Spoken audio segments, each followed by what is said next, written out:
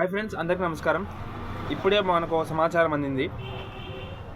శ్రీకాకుళంలోని G Singaraya మండలంలో మన శనేశ్వరుడి ఆలయాన్ని విగ్రహాన్ని ధ్వంసం చేసినట్టు తెలుస్తుంది. దీని గురించి ఇంకా పూర్తి వివరాలు బయటికి రావాలి. దీని విచారణ జరగాలి, ఇంకా జరగలేదు. మరి ఎవరు చేశారు ఏంటి మన శనిదేవుడి విగ్రహ ధ్వంసాలంటే ఖచ్చితంగా ఇందులో ఏదో కుట్ర ఉంది. మన ఆలయాల మీద దాడులు మళ్ళీ మొదలయ్యినట్టే తెలుస్తుంది.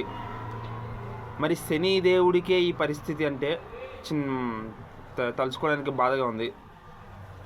ఖచ్చితంగా ఆ చేసిన వాళ్ళని ఆయన ఎప్పటికీ వదిలిపెట్టాడు.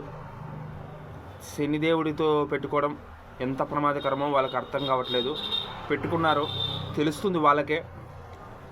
కర్మఫలదాత చేతిలో వాళ్ళ జీవితం ఖచ్చితంగా కష్టాలు పడుతుంది. ఖచ్చితంగా ఆయన గుడినే కాదు, ఏ దేవుడి గుడికి ఏ దేవత గుడి పగలగొట్టినా వాళ్ళని కర్మ ఊరికి వదిలిపెట్టదు.